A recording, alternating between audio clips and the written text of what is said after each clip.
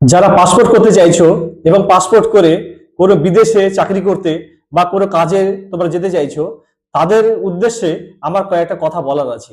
সেটা হলো যে যদি তোমাদের নামে কোনো মামলা থাকে ভারতবর্ষের কোনো কোর্টে, তাহলে তোমরা প্রথমত চেষ্টা করবে যে সেই মামলাটিকে একেবারে শেষ করে দেওয়ার পরে তোমরা কিন্তু পাসপোর্টের অ্যাপ্লিকেশন করবে।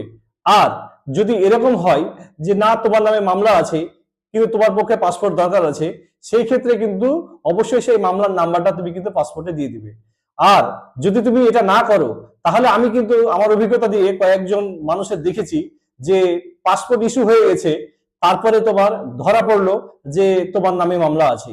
সেই ক্ষেত্রে যে রাজ্য স্তরে কলকাতায় যে একটা অফিস আছে, প্রত্যেকটা রাজ্যে একটা করে অফিস থাকে, সেই অফিস থেকে যে কমিশনার আছেন সেই কমিশনার কিন্তু একটা নোটিশ পাঠাবে। সেই নোটিশ পাঠাবে এবং তোমাকে কিন্তু সেইখানে হাজিরা দিতে হবে। হাজিরা দিয়ে বলতে হবে যে তুমি কেন, তোমার নামে মামলা থাকা সত্ত্বেও কেন তুমি এটাকে গোপন করে গেছো। এবং এটা যদি প্রমাণ হয়ে যায় যে ইচ্ছাকৃত ভাবে তুমি গোপন করে গেছো, সেই ক্ষেত্রে কিন্তু তোমার পাসপোর্টটা বাতিল হতে পারে এবং সঙ্গে তোমার জরিমানাও হতে পারে। এই জন্যই বলছি তোমাদেরকে যে যদি তোমাদের নামে কোনো কেস থাকে, তাহলে পাসপোর্ট করার আগেই তোমরা কেসটিকে নিষ্পত্তি করে নাও, অথবা যদি নিষ্পত্তি করা সম্ভব না হয় তাহলে ওই কেস নম্বর দিয়েই কিন্তু তোমরা পাসপোর্টের দরখাস্তটা করে দাও।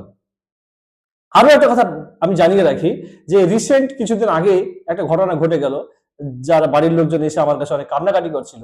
সেটা হচ্ছে যে কোনো একজন ব্যক্তি, তার নামে কিন্তু কেস ছিল এবং কেস থাকা সত্ত্বেও সে কিন্তু কেসের ব্যাপারটাকে গোপন করে গিয়েছিল এবং গোপন করে সে আরব চলে যায়। আরব চলে যাওয়ার পরে এই কিছুদিন আগে তার পাসপোর্টের যে মেয়াদ, সেই মেয়াদটা কিন্তু ফুরিয়ে যায়। তো তোমার আরবে যে ভারতীয় যে হাই কমিশনার আছে, সেই হাই কমিশনারের কাছে যখন পাসপোর্টটিকে রিনিউ করার জন্য যখন দরখাস্ত করলো, তখন ধরা পড়লো যে এই ব্যক্তির নামে এই কেসটা আছে। স্বাভাবিকভাবেই আরবে থাকা ভারতীয় হাই কমিশনার সে কিন্তু পাসপোর্টটিকে রিনিউ করলো না। এবং রিনিউ যখন পাসপোর্টটিকে করলো না, তখন কি হলো বলতো, যে তখন কিন্তু অবৈধ, মানে সৌদি আরবের অবৈধ অনুপ্রবেশকারী হিসেবে সে চিহ্নিত হয়ে গেল এবং সৌদি আরবের পুলিশ তাকে রীতিমতো নিয়ে গিয়ে সে এখন জেলে আছে। সুতরাং তোমাদেরকে এই জিনিসটা কিন্তু মাথায় রাখতে হবে যে কোনোভাবেই তোমাদেরকে কোনো তথ্য গোপন করা যাবে না। আর আরেকটা পাশাপাশি কথা বলে রাখি, যদি কোনো ভুল ক্রমে তোমাদের এই ঘটনাটা ঘটে থাকে, তাহলে সেই ক্ষেত্রে তোমাদেরকে মাথায় রাখতে হবে যে তুমি যে দেশে গেছো পাসপোর্ট বা ভিসা নিয়ে, সেই তোমার যদি দেখা যায় যে পাসপোর্টের তোমার মেয়াদ ফুরিয়ে আসছে, তাহলে আমি বলবো যে সেই মেয়াদ ফুরিয়ে যাওয়ার আগেই তুমি ইন্ডিয়াতে ফেরত চলে আসবে এবং ইন্ডিয়াতে এসে পুনরায় তুমি আবার পাসপোর্টটিকে তুমি রিনিউ করবে। তাহলে তোমার একটা কিছুটা হলেও সুরাহাটা পাবে।